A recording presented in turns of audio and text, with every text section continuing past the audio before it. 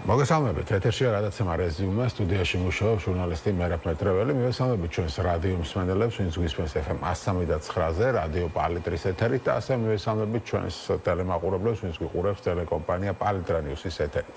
შეგახსენებთ, რომ შეგიძლიათ გვიყუროთ Facebook-ზე, პალიტრა ნიუსის გვერდს თუ მოძებნით და ასევე YouTube-ზე, პალიტრა ნიუსის არხზე. დღეს ჩვენ ბუნებრივად ვისაუბრებთ ხვალინდელ აქციაზე, იცით რომ ხვალ არის დამოუკიდებლობის დღე 26 მაისი. ბუნებრივად დილით გაიმართება ტრადიციული ზეიმი, რომელსაც მთავრობა ორგანიზებს, ხოლო საღამოს გაიმართება აქცია, რომელსაც უკვე ოპოზიცია, კონკრეტულად ოპოზიციური ალიანსი ორგანიზებს. რა გეგმები აქვს ოპოზიციურ ალიანსს? რამდენად უშლის ხელისუფლებამ მათ აქციის სრულყოფილად ჩატარებაში და რას მოელიან ამ აქციისგან? ამ თემებზე ვისაუბრებთ დღეს გადაცემაში და ჩვენი სტუმრები იქნებიან ოპოზიციური ალიანსის წევრები ლაშა ფარულავა ნაციონალური მოძრაობიდან და თამთა გოგოლაძე კოალიცია ცვლილებისთვის წევრი პარტია დროას წარმოადგენს. მოგესალმებით. მოგესალმებით. მადლობა გადაცემაში მონაწილეობისთვის. მოკლედ, ხვალინდელი აქციის მნიშვნელობაზე რომ ვისაუბროთ, ამით რომ დავიწყოთ, რატომ უნდა მოვიდეს ხალხი ხვალინდელ აქციაზე? თუ მეტეს რომ ეს არის რაღაც ოპოზიციური, რაღაც ერთი ჯგუფის მიერ დაორგანიზებული, ხო? ოპოზიციური ალიანსის. არის რაღაც ოპოზიციური პარტიები, რომლებიც ნუ არ მოდიან, ხო, ამ აქციაზე, თქვათ, ლელო, კახარია, სხვა ვიღაცები, ხო, ისინი ამას ემიჯნებიან. რას ეტყვით? სმენელებს და მაყურებლებს. მოდი ვაშა თქვენგან დავიწყოთ. მოგესალმები სმენელებს, მაყურებლებს. ხვალ 26 მაისია, დამოუკიდებლობის დღე. თუმცა დამოუკიდებლობისთვის, რეალური დამოუკიდებლობის საჭიროა დემოკრატიული ტრანსფორმაცია ქვეყანაში. ის რა მდგომარეობაშიც ახლა იმყოფება ჩვენი ქვეყანა, არის უმძიმესი. ფაქტობრივად პერსპექტივა აღარ აქვს ახალგაზრდებს, არავინ არ არის ქვეყანაში ბედნიერი. არავინ არ გეგმავს საქართველოში მომავალს. საქართველო ქართველებისგან იცლება, ღრმავდება კორუფცია, სიღარიბე და შიში.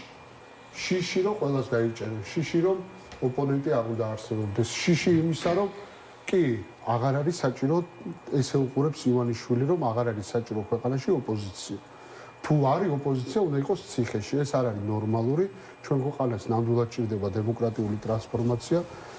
ხვალინდელი აქცია იქნება მშვიდობიანი, თუმცა მნიშვნელოვანია ის, რომ ყველა მოქალაქე, რომელსაც აწუხებს მაღალი ფასები, სოციალური სიდუხჭე, მათ შორის ის, რომ ქვეყანაში ტურისტი აღარ შემოდის, ეკონომიკური კეთილდღეობის მანიპულაციას, რომელსაც ცდილობს ირაკლი კობახიძე, მთლიანად აცდენილია იმ რეალობას, რა რეალობაში ჩვენ ცხოვრობთ. ამიტომ თუ გვინდა რომ რეალურად დასრულდეს პოლიტიკური კრიზისი ქვეყანაში, საჭიროა რომ ვიყოთ ერთად. ერთად არა იმიტომ, რომ ჩვენ განსხვავებული პოლიტიკური მოსაზრებების ძალები ვართ. ეს ალიანსი არის ერთობა, ერთფეროვნების გარეშე.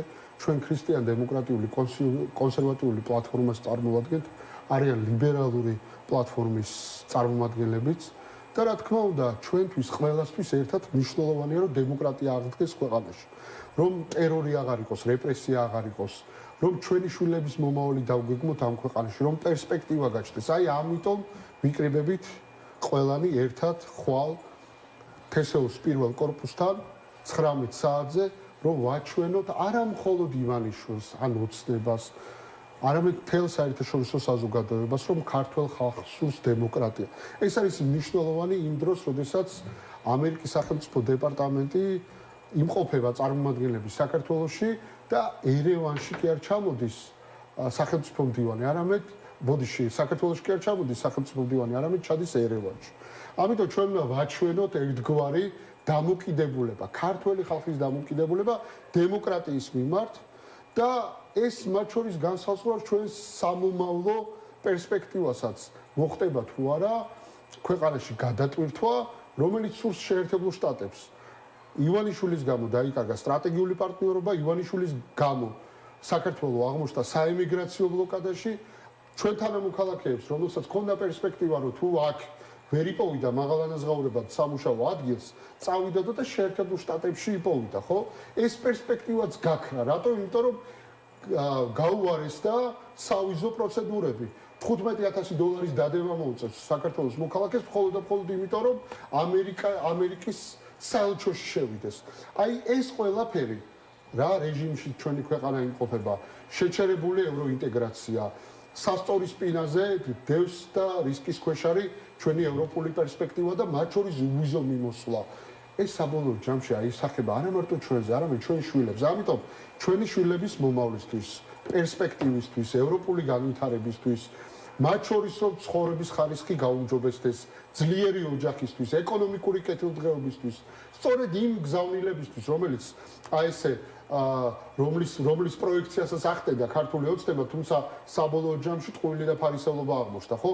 ღირსებით უნდა წავიდეთ ნამდვილად ევროპისკენ. ევროპაში არის კეთილდღეობა, ევროპაში არის ის მაღალანაზღაურებადი სამუშაო ადგილები, რომელიც ჩვენ გვინდა რომ საქართველოში შევქმნათ. ამიტომ ყველას ვეპატიჟებით, რომლებიც დაიღალეთ მაღალი ფასებით, ქოცების კორუფციით, დაიღალეთ იმით, რომ ივანიშვილმა გამოიმუშაო მილიარდობით ბიტკოინი და ამ ბიტკოინის ფასს გახდევინებთ თქვენ გაძვირებული დენის ტარიფით. და ბევრი თემა შეგვიძლია ჩამოთვალოთ. ამიტომ ეს ერთგვარი თავმოყრაა ყველა იმ პრობლემის, რომელიც ჩვენ თანამოქალაქეებს აწუხებს.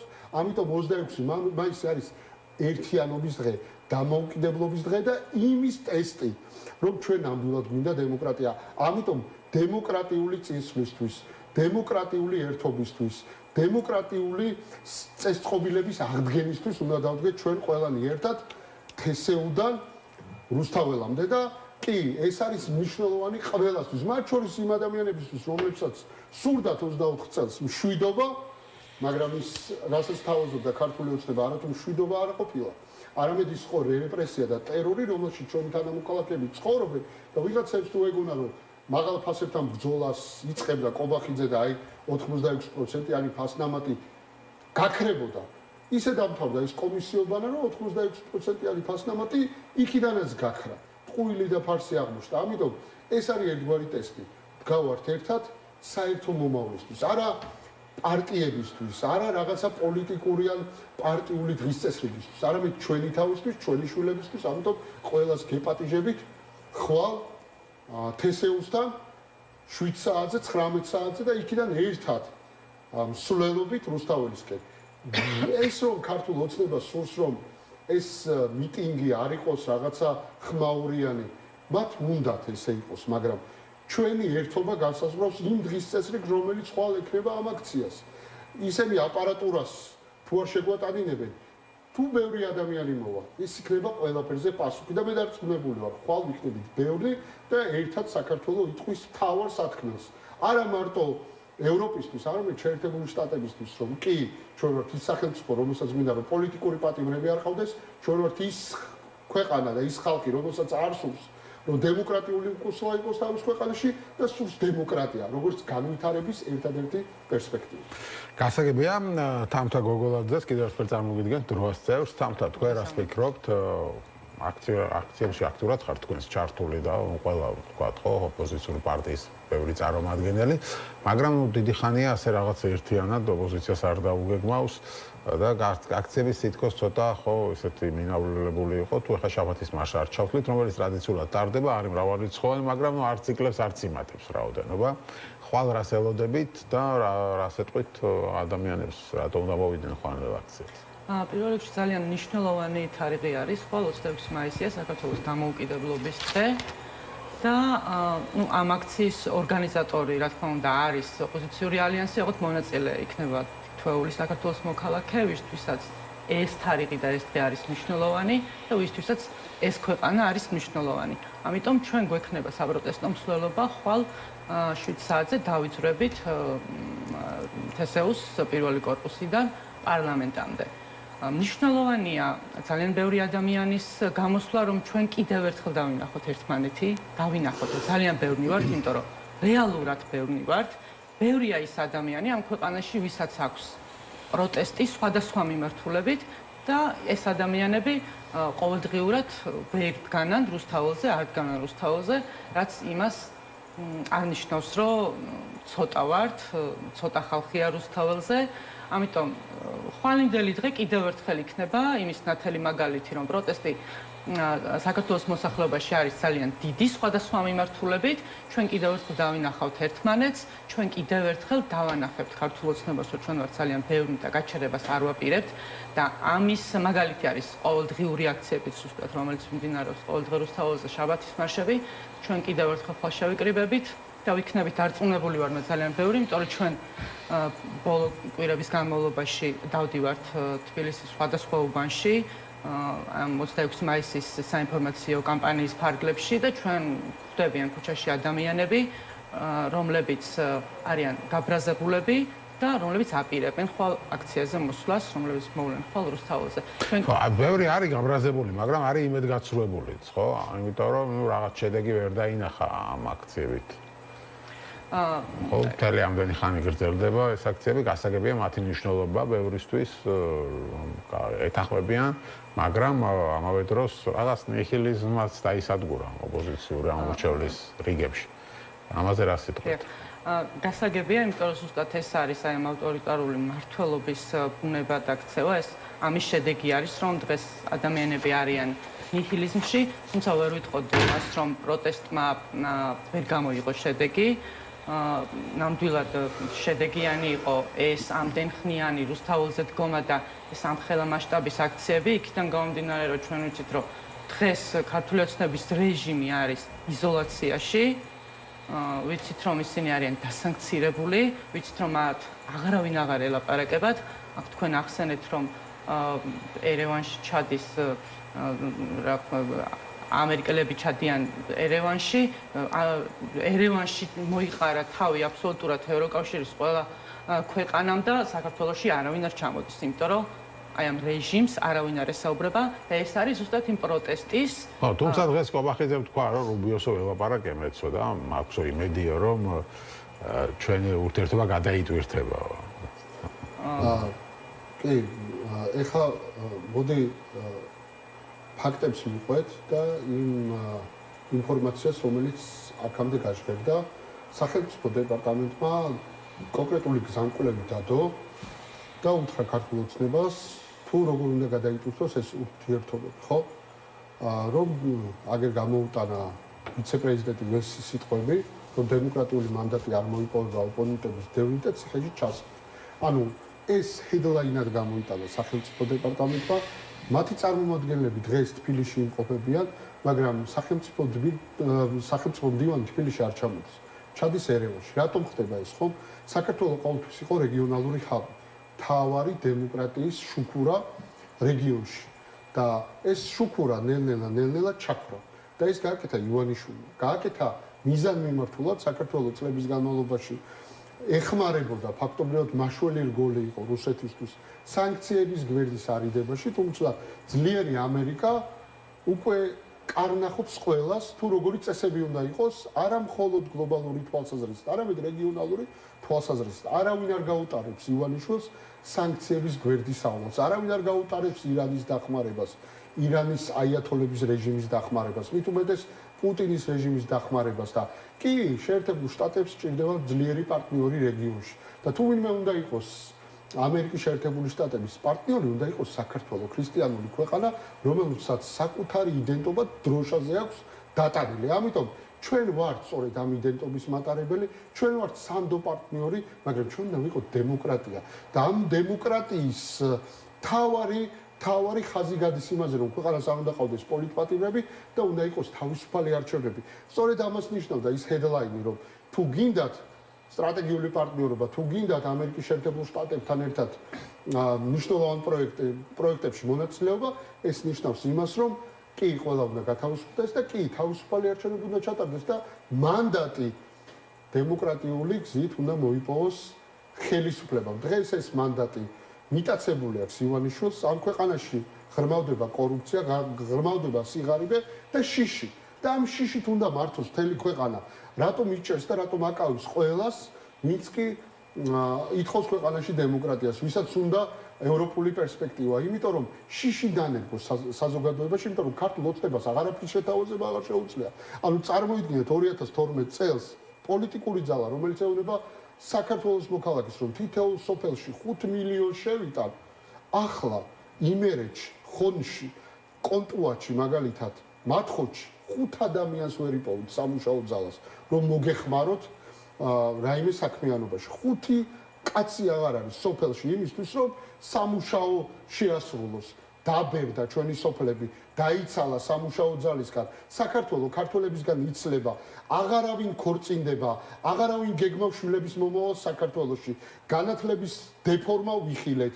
ანუ რა ტიპის ქვეყანას აშენებს ივანიშვილი, ეს ყველაფერი ვნახეთ. ამიტომ ჩვენ არა მხოლოდ პროექტების თვალსაზრისით ღრმაწყლოვანი პროექტი იქნება, ანაკლიის ღრმაწყლოვანი პროექტი იქნება ეს ნავსადგურს გულისხმობ თუ აღმოსავლეთ დასავლეთ შხაროსნული მაგისტრალი, ყველგან ჩამორჩენა გვაქვს და ეს სპეციალურად კეთდება, იმიტომ რომ ივანიშვილს სურს რომ ეს ქვეყანა მის შეპესეთ აქციოს არავის აღარ ქონდეს აქ რაღაცა ტრანსნაციონალური ინტერესები, აღარ გადიოდეს კორიდორი, გველაპარაკებიან შუა დერეფანზე, მიზიდულობაზე ლაპარაკობენ და ამ დროს აღმოსავლეთ დასავლეთის შხაროსნული მაგისტრალი ვერ დაასრულეს, რომელიც 2015 წელს უნდა დაესრულებინა სააკაშოს, 2020 წელს კვირიკაშოს, 2025 წელს ღარიბაშოს და კობახიძე გეუბნება რომ 32 წელს დავასრულებო. მაშინ როცა მარსზე კოლონიზაციას იწყებს შეერთებული შტატები, ჩვენ არა მთელ ცივილიზაციას ჩამორჩებით.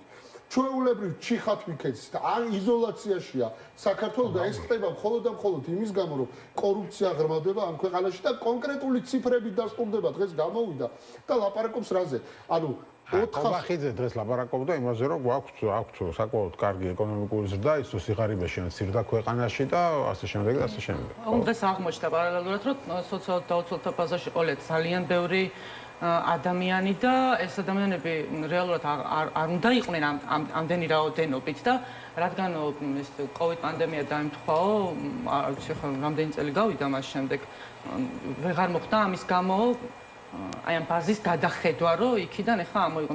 ჩვენ ვიცით ახლა რატომაც ჯერ ისედაც ძალიან ბევრი სოციალურად დაუცველი ყავს ამ ქვეყანაში და მე თავიანთი საარჩევნო მიზნებისთვის იყენებენ ადამიანებს აი ამ ბაზაში ჩასასმელად, რომ შემდეგ არჩევნებში ხმები მოიპოვონ ხოლმე და მაგისტრალზე ვსაუბრობდით და საიმაშიავლაბარში ვიყავით, მას რო ვარიგებდით ფლაიერებს და რო გაწვიმდა ჩვეულებრივად ისე წვიმდა მეტროს სადგურში, როგორც ქუჩაში და ახალგარემონტებული მეტროს სადგურში, რომლის რეაბილიტაციაშიც დაიხარჯა 25 მილიონი დაიხარჯა. 25 მილიონი დაიხარჯა. მეტრო სადგურების უბრალოდ შესასვლელების ფლიგელების რემონტში. და რამდენი წელი აკეთებდნენ კიდე არავინ არ იცის და ვარკეთილის მეტრო სერიალი. ვიდეოებიც გავრცელდა ამაზე და აი მე მინდა რომ ბოდიში თამთახوار შეგვიშალა. მე მინდა რომ კონკრეტული ციფრებით ვილაპარაკო, რომ აი ქართული ოცნება ხშირად манипуლირებს, რომ აი პოლიტიკური განცხადებები ფარავს ყველაფერს, სიმართლეს, რომელიც ციფრებში ამოდის. აი მაგალითად 2012 წელს 480,000 ადამიანი იღებდა სოციალურ შემწევრობას. 2026 წელს 710,000 ადამიანი იღებდა სოციალურ შემწევრობას. ეს არის ძიმე ციფრი.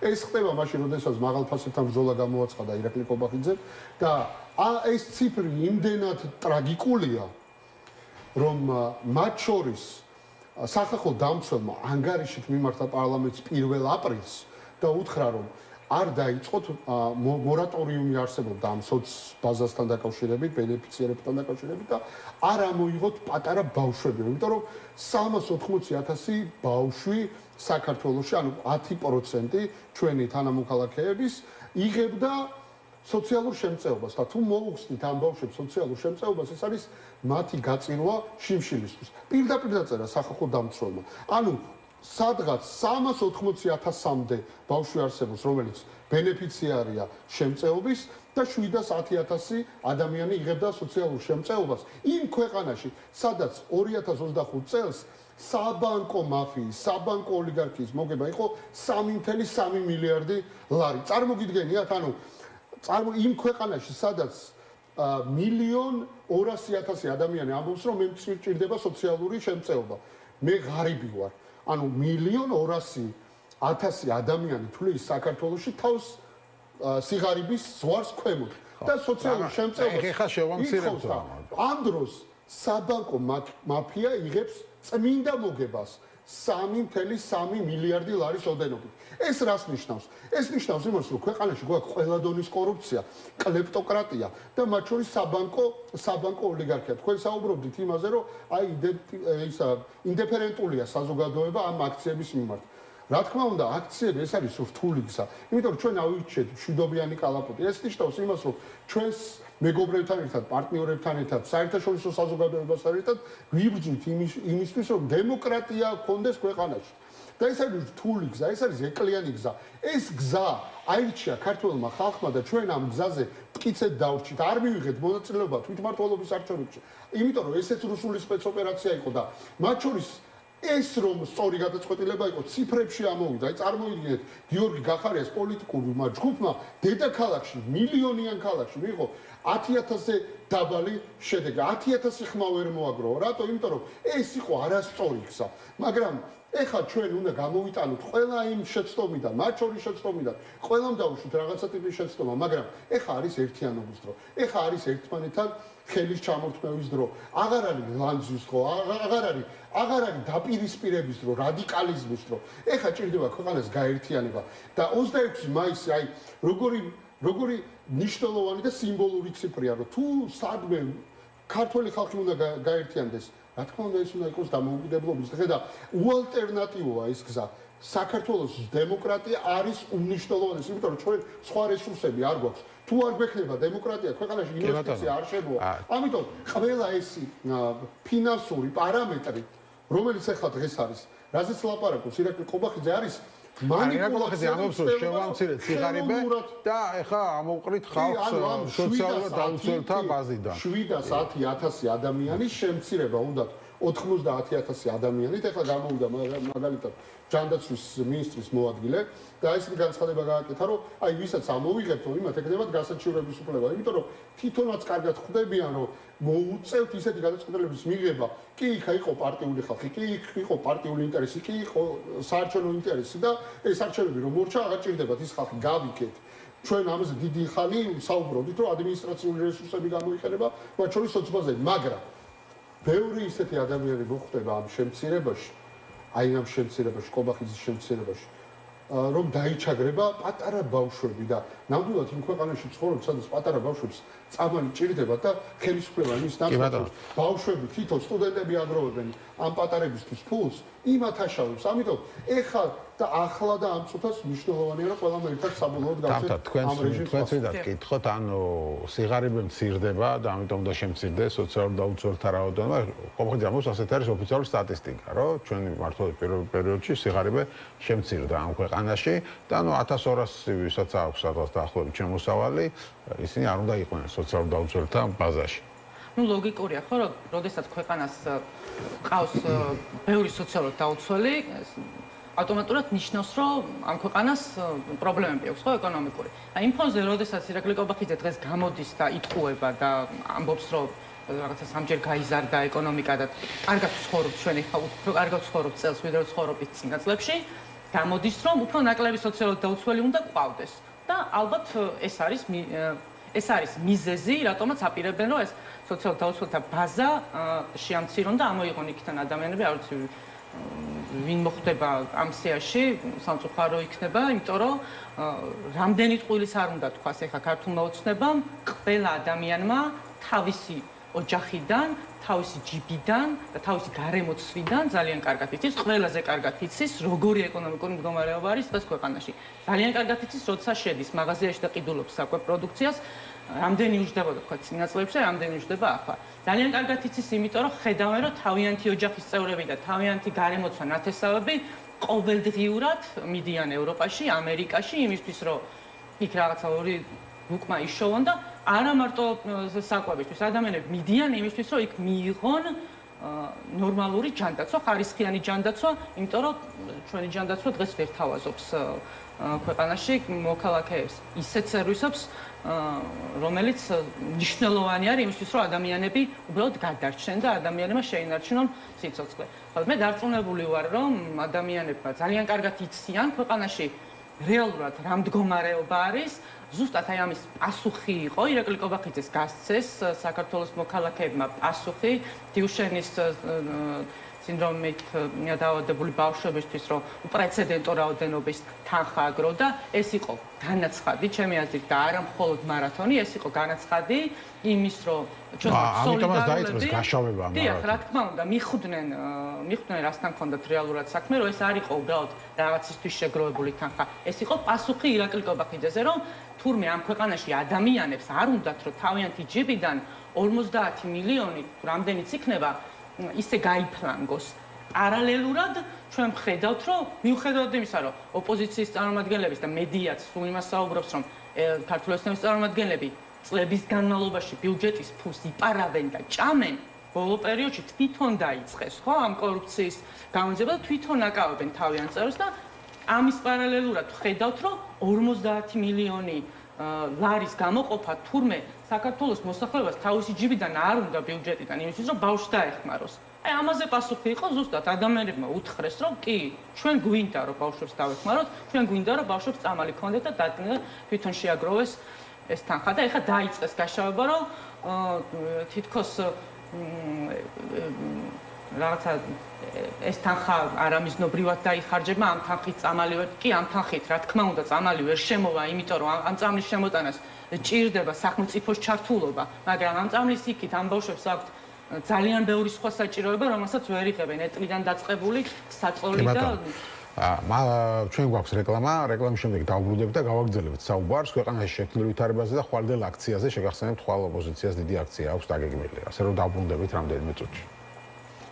მაშასე ჩვენ დავბრუნდით ეთერში, როგორც იცით, ხვალ არის 26 მაისი, საქართველოს დამოუკიდებლობის დღე და ასევე ოპოზიციის აქციის დღე, დიდი აქცია დაანონსა ოპოზიციურმა ალიანსმა პირველად და ვსაუბრობთ ქვეყანაში შექმნილ ვითარებაზე, მათ შორის და ამ აქციაზე. თამთა გოგოლაძე, დროას წევრი და ლაშა ფარულად ნაციონალური მოძრაობის წევრი არიან ჩვენი სტუმრები. კიდევ ერთხელ მოგესალმებით. გადაცემის პირველ ნაწილში ჩვენ ვისაუბრებთ ქვეყანაში შექმნილ ვითარებაზე და ეკონომიკაზე, ხო, რომელზეც აი აქციის წინა დღეს გამოვიდა პრემიერ-მინისტრი ისაუბრა იმის შესახებ, რომ ქვეყანაში არის კარგი ეკონომიკური ზრდა, კარგი მდგომარეობა, რომ არის ასე ვთქვათ, სიღარიბე მცირდება და ასე შემდეგ და ასე შემდეგ. მართალია დაანონსა ასევე ბევრი ადამიანის ამოყრა სოციალურ დაუცველისიდან, ალბათ იმის ადემონსტრაციოდ, რომ სიღარიბე შემცირდა, იმიტომ ყოველთვის ეს იყო პასუხი, ხო, ოპოზიციის, როცა ამბობდა ხელისუფლება, რომ ჩვენთან კარგი ეკონომიკური ზრდა, ოპოზიცია პასუხობდა, მაშინ 700.000 კაცი რატოა სოციალურთა დაუცველთა ბაზარში. ახლა ამოყრიან 100.000 კაცს და 700.000 აღარ იქნება. ამით პრობლემა მოგვარდება, არ ვიცი რამდენად მოგვარდება პრობლემა და ნუ პრინციპში ასევე გააჩერეს პროგრამა, რომელიც დაიწყო ღარიბაშვილმა. ეს იყო დასაქმების პროგრამა, თუ გახსოვთ, ადგილებზე, სოფლებში შექმნეს რაღაცა სოციალურ დაუსრულებისთვის, მოიგონეს დასაქმების პროგრამა, საზოგადოებრივ რაღაც ასე ვთქვათ, სამსახურებში, საფლავის დამლაგებელი და რაღაც ეგეთი ყარაული დარაჯი და ამაში უხდიდნენ ხელფასს და დღეს კობახიძემ თქვა იყოს რაღაცა მოგონილი პროგრამა იყო, უსარგებლო და ასე შემდეგ, გააკრიტიკა ეს პროგრამა და ეს დავხურეთო ამბობს. ხო და ამაში 340 მილიონი დაიხარჯა, მე მგონი უკვე.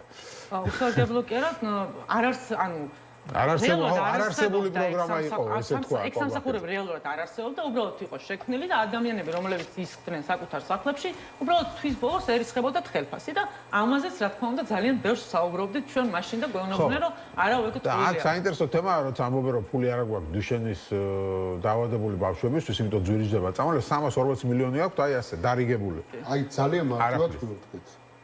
მხოლოდ 80 მილიონი საქართველოს მთავრობამ გამოყო იმისთვის, რომ ის სკოლები, რომელიც დაანგრიეს, ეს ფული შეჭამეს, დაასრულოს სხვა კომპანიები. ანუ არსებობდა ფული 400 მილიონამდე, ეს ფული გაქრა, სკოლები არ დამთავრდა და დამატებით 80 მილიონის ტრანსფერი დაჭირდა კონკრეტულ კომპანიებს, რომ ეს სამუშაოები დაასრულონ. წარმოგიდგენიათ, ანუ 400 მილიონი მოიპარა ხალხმა და ეხლა რომ იმ დაძარცვი საქმის დასრულება შეძლოს მთავრობამ 80 მილიონი დამატებით გადარიცხა. ეს რას ნიშნავს? ეს ნიშნავს იმას, რომ ჩვენ თანამოქალაქეებს ძარცვავთ და გაუგონარ უტიფრობასთან გვაქვს საქმე და ყველაზე წარუმატებელი პრემიერი არის ქართული ოცნების პირობებში ირაკლი კობახიძე.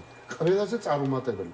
იმიტომ რომ მსგავსი პრეცედენტი არ ყოფილა ქართული ოცნების თავრობებში რა პრეცედენტებსაც ირაკლი კობახიძის შემთხვევაში წავაწყდით. და მოდი მივყვეთ აი მთავარი პრობლემები ჩვენ თანამოქალაქეებზე, ქალაქებში დავდივართ, სოფლებში დავდივართ, რამოდენიმე თემა. პირველი ეს არის მაღალი ფასები. მეორე არის მაღალანაზღაურებადი სამუშაო რო არ არსებობს ქვეყანაში და ღირსეული ცხოვრების პირობები. მოდი დავიწყოთ პირველი თემით. თავად ირაკლი კობახიძე 24 დეკემბერს 2025 წლის 24 დეკემბერს გითხრა რომ მაღალ ფასებს კომისიები დაუწყებდა ბრძოლას და ყველაზე მთავარი კონტური რა იყო რომ 86%-იანი ფასნამატი არსებობდა. 86% ჩვენ ხო არ ვიყავით თავად თქვა რომ 80 ანუ ეს მოლოდინი შექმნა რომ ფასებიდან ეს 86% გაქრებოდა. აი კომისიებით ხო დაიწყო ბრძოლა და ეს კომისიობანა რითი დამთავრდა რომ არათუ 86%-იანი ფასნამატია არ ამოუღიათ არამედ მეტიც სააქციო პროდუქცია რო იყო სასურსათო სუპერმარკეტებში აი ჩამოფასებული რა რამოდენიმე დღეში რო ვადა გასდის აი ესენი შეკრეს ერთ ადგილას და დაარქვეს ირაკლი კობახიძის ფასდაკლება მსგავსი პოლიტიკური ცინიზმი არ მახსოვს ქართული ოცნების პირობებშიც კი ბიძინა ივანიშვილი, ირაკლი ღარიბაშვილი, კვირიკაშვილი, ბახტაძე, გახარია, ისევ ღარიბაშვილი, ეხა კობახიძე მსგავსი რა კობახიძემ რაც გააკეთა. არ ყოფილა არასდროს. ირაკლი ღარიბაშვილსაც კი არ ქონია ესეთი გასხმა, როგორც მოვიდა კობახიძეს. ამიტომ წამოიწყო ეხა ახალი ტრიუკი, რომ აი თითქოს ეკონომიკურის დაგვაქვს. ვის აქვს ამ ქვეყანაში ზრდა, ვის ეზრდება ხელფასი, ვის ეზრდება ანაზღაურება. მინისტრებს, თავრობის წევრებს, მუნიციპალიტეტის ხელმძღვანელებს, სამთავრობო დაჯგუფებას. რამდენით მოუმატეს წელს ხელფასები 1000-ობით ლარით. პენსიონერებს 20 ლარით. ეს 20 ლარიანი ნამატიც ინფლაციით ამოუღეს უკან. ანუ ივანიშვილის ბიტკოინების გამო ხო 33%-ით გაუძვირდათ დენის ტარიფი. დენის გაზრდილი ტარიფი, საწვავის მაღალი ფასი, გაზრდილი ფასები პროდუქციაზე. ეს ნიშნავს იმას, რომ ის 20 ლარი, რომელიც პენსიონერებს მისცა მთავრობა წლის დასაწყისში უკან წაიღო და ვისაც ეხლა ეზდებათ ხელფასები არის მხოლოდ ქართული ოცნების წევრები და მეტიც არ დაგვაუწყდეს დამატებით გადაწყვეტილება მიიღო საქართველოს მთავრობამ შეიტანა ინიციატივა პარლამენტში რომლის მიხედვითაც მინისტრის მოადგილეებს მუნიციპალიტეტებში მოადგილეებს ანუ პოლიტიკური თანამდებობის პირებს და მათ მოადგილეებს ეკნებათ ჯილდო პრემია და დანამატი ეს რას ნიშნავს რომ დამატებით წაიღებენ ბიუჯეტიდან ფულს. ანუ ისცენი კი მდიდრდებიან, კი მათ აქვთ კეთილდღეობა, კი მათ ეზრდებათ შემოსავალი, მაგრამ ამ დროს რა ხდება? საქართველოს ქართველებისგან იცლება, სამუშაო ძალისგან ქვეყანა იცლება.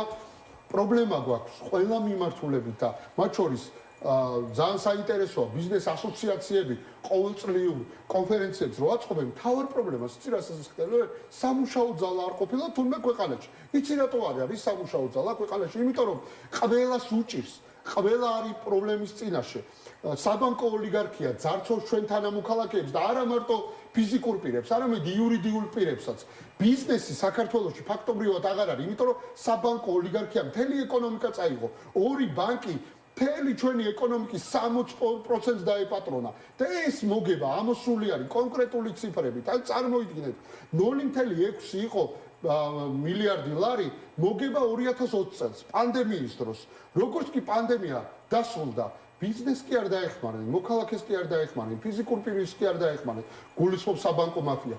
დაეხმარა საკუთარ თავს, საკუთარ ბიზნესს, მთელი ბიზნესი გადმოიფორმეს, ანუ გაკოტრებული ბიზნესი წამოიღო ბანკებმა თავისთან და ძარცვავენ ჩვენ ქვეყანას, ძარცვავენ ჩვენ თანამოქალაქეებს და სადაც სახვალ თავარი პრობლემა არის საბანკო სესხები და საბანკო. ამაზე მინდოდა მეკითხა თქვენც დადიოდით ხო მოსახლეობასთან შეხვედრებზე ამ აქციის მოსამზადებელ პერიოდში მეტროებთან შეხვედრა.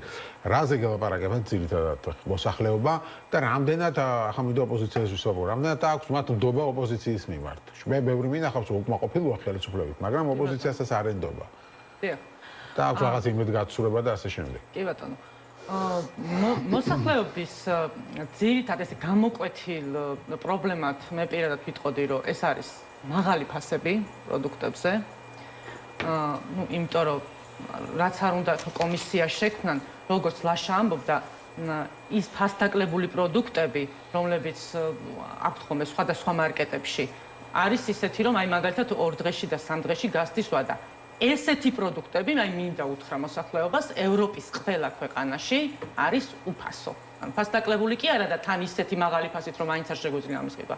ესეთი პროდუქტები, რომლებსაც მალე გადის ვადა 2 და 3 დღეში არის უფასო და ადამიანებს შეუძლიათ არის სპეციალური პუნქტები მოწყობილი, სადაც იტალიაში მაგალითად და იტალია კიდე დაბალი განვითარების ქვეყანა არის და დარწმუნებული ვარ, რომ სხვა ქვეყნებში იგივე ხდება, შეუძლიათ უბრალოდ მივიდნენ, აიღონ ეს პროდუქტი და წამიღონ სახლში.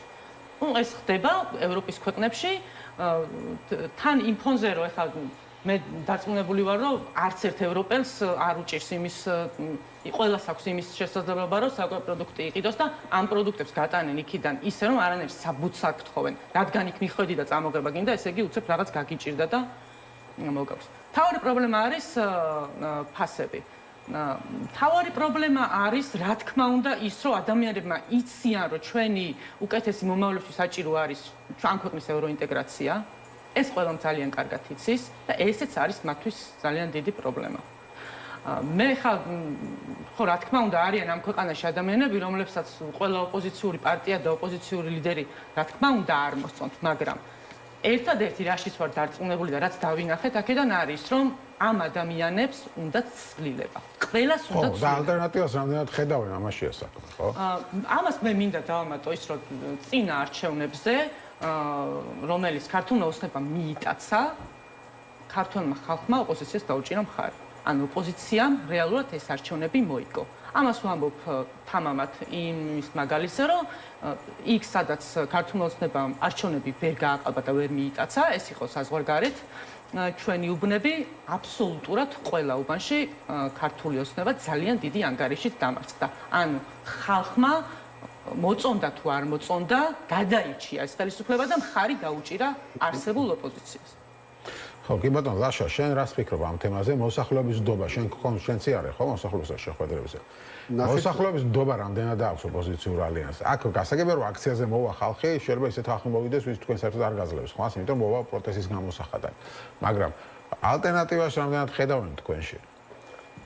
ძალიან სწორი შეკითხვა, იმიტომ რომ დიდი ხანი გავიდა კი პოლიტიკური პარტია, რომელიც პოლიტიკურ პროცესში ხელისუფლების მიერ აი მართულ კალაპოტში აღარ იღებს მონაწილეობას და ფინანსური რესურსებისგან არის გამოფიტული, რა თქმა უნდა, ვერ იქნება იმ ფორმაში, რა ფორმაშიც უნდა იყოს პოლიტიკური ოპოზიცია ჯანსაღ, სწორ, დემოკრატიულ პროცესში, ხო? აქ ეს პრობლემა ნამდვილად დგას, იმიტომ რომ პარლამენტში დემოკრატიული ოპოზიცია, ვისაც ჰქონდა მანდატი, არ არის საკრებულოებში და შესაბამისად არსებობს მოლოდინი, რა ტიპის გზას ირჩევს დემოკრატიული ოპოზიცია და დემოკრატიული ოპოზიციის ალიანსი გამოკვეთილი ცენტრია, რომელმაც სწორედ ის შეთავაზება უნდა გაუკეთოს ქართულ ხალხს, რომელსაც ვეღარ უკეთებს ქართული ოცნება, იმიტომ რომ ქართულ ოცნებას ნამდვილად ვადა გაუვიდა. ქართულ ოცნებას აღარაფრის შეთავაზება არ შეუძლია. ვადა რო გაუვიდა, მაგრამ ჩვენ ვინახავს ხალხი, რომელიც ქართულ ოცნებას ლანძღავს, მაგრამ მე მაინც ქართულ ოცნებას აძლევს ხმას.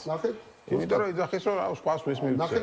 ჩვენ სწორედ ამას ვიცახით, რომ ერთი არის დემოკრატიული ტრანსფორმაცია, რომელიც ნიშნავს იმას, რომ თავიდან უნდა მოიპოვოს პოლიტიკურმა პარტიებმა მანდატი და ეს მანდატის მოპოვება უნდა ხდეს თავისუფალ გარემოში და ყველა მოქალაქეს უნდა კონდეს ამომრჩეველ საშუალება, რომ საკუთარი პოლიტიკური იდენტობა გადაწყვიტოს საარჩევნო უბანზე და მას არავინ აღარ უშლიდეს ხელს და ჩვენ ესეთი არჩევნები გვინდა და კონკრეტული 6 პუნქტი ამიტომ გავწერეთ და საზოგადოებას გამოუტანეთ თუ რას ვეძახით არჩევნებს, მაგალითად შალვა პაპუაშვილი გვეუბნება, რომ ნებისმიერ არჩევნებზე დავამარცხებ ოპოზიციას, იმიტომ რომ ის რასაც ის გვთავაზობს პროცესს, ეგ არ არის არჩევნები, ეგ არის რუსული სპეცოპერაცია, როცა მსაჯი შენ ხარ, როცა არბიტრი შენ ხარ, როცა მოსამართლე შენ ხარ, როცა საჩივრის დაწევის უფლებას აღარ მაძლევ, ყველაფერი მიიტაცე, გამდევნე, როგორც მოთამაშე, მოედნი და ეგ როგორი არჩევნებია, ჩვენ გვიდა ნორმალური არჩევნები, ჩვენ გვიდა სამართლიანი არჩევნები, სადაც მსაჯი არ იქნება ქართული ოცნება, სადაც არბიტრი არ იქნება ქართული ოცნება,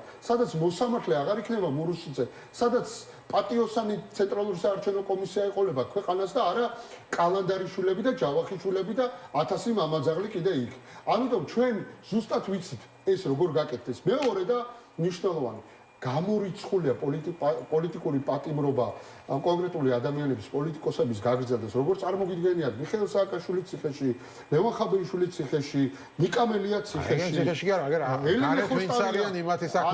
ელენე ხოშტარია ციხეში, ყველა პოლიტიკური ლიდერის ციხეში, ეს არ არის დემოკრატია და იმიტომ არის ამერიკის შეერთებულ შტატებს სახეზე მომწოს არ მომწოს კი არ ირჩევს იმას, რა ქვია, მხარეებს საქართველოში ვინ იქნება ცისფერთვალება თუ სხვა ფერის თვალები იქნება ვიღაც საქართველოში ირჩევს რამდენად არის დემოკრატია რამდენად არის ის კალაპოტი შექმნილიო შენთან ურთიერთობა მქონდეს ამიტომ ჩვენ სწორედ თავაზობთ ჩვენ საზოგადოებას გზას განვითარების პერსპექტივის ინვესტიციების მოზიდვის ღირსეული ცხოვრება რო ქონდეს ჩვენ თანამოქალაქეებს მაღალანაზღაურებადი სამუშაოები იქმნებოდეს საქართველოში და არა ევროპაში და ამერიკაში უწევდეს ჩვენ თანამოქალაქეებს წასვლა ჩვენ ევროპული ცხოვრება მინდა აქ და ახლა ჩვენ ვიცით ეს როგორ უნდა გავაკეთოთ ჩვენ ვიცით საქართველოს როგორ უნდა ვაქციოთ რეგიონალურ ჰაბად ჩვენ ვიცით როგორ უნდა ავაშენოთ ანეკლიის ღრმაწყლოვანი პორტი ჩვენ ვიცით როგორ უნდა ვაქციოთ საქართველოს მიზიდულობის ცენტრად ფინანსურ ცენტრად ეკონომიკურ ცენტრად ეს გაუკეთებია საქართველოს იმ 9 წლის განმავლობაში და თუ იყო მაშინ ჩავარდნა ჩვენ ზუსტად ვიცით ახლა როგორ უნდა გამოვასწოროთ ეს ყველაფერი როგორ უნდა იყოს კანონის უზენაესობა და მარცხაჯულება და ერთი მოქალაქე მეტრეველი უნდა ჯობდეს ნორმალურ სასამართლოში ნებისმიერ ხელისუფლების წარმომადგენელს აი ეგეთი ქვეყანა გვინდა სადაც ყველას ექნება თანასწორობა და ამ თანასწორობის გარანტი იქნება არა პოლიტიკური პარტია არა პარლამენტი არამედ სასამართლო და ეს სასამართლო უნდა იყოს დამოუკიდებელი აი ესეთ პირობებს ესეთ ხედავს თავაზობ ჩვენ თანამოქალაქეებს და ყველა ხვდება რომ იქით ზარქუები, წილოსანები, ეს კოლექტიური თაღლითები, რა თქმა უნდა არ არის ქართული ხალხის არჩევანი. ქართული ხალხის არჩევანი არის ის გარემო, სადაც დაგეგმება საკუთარი შვილის მომავალი. საუბარი იყო იმაზე, რომ რაღაც ორგანიზებაში გიქმნიდათ ხელისუფლება პრობლემებს, ხო, სცენის შეტანაზე და ასე შემდეგ. როგორ გვარდება ეს საქმე? რამდენად სერიოზული პრობლემა იქნება ეს? ნუ ზოგადად ეს პირველი შემთხვევა არ არის, როდესაც ქართული ოცნება ჩვენ საპროტესტო აქციის გამართვაში სხვადასხვა ხერხით გვიშლის ხოლმე ხელს და სცენის შეტანა იყო ეს თუ დინამიკების შეტანა იყო, ყოველთვის ქონდა ხოლმე ამაზე პრობლემა და ეხლა რა თქმა უნდა იმ ფონზე, როდესაც გამკაცრებული აქვს რეპრესიები, პირდაპირ გითხრეს, რომ სცენას არ შეგვეტანებენ. ჩვენ რა თქმა უნდა ვეცდებით, რომ ხვალინდელი აქცია ჩატარდეს ისე როგორც გვაქვს დაგეგმილი, ჩვენ გვექნება მსვლელობა და ვიქნებით ბევრი.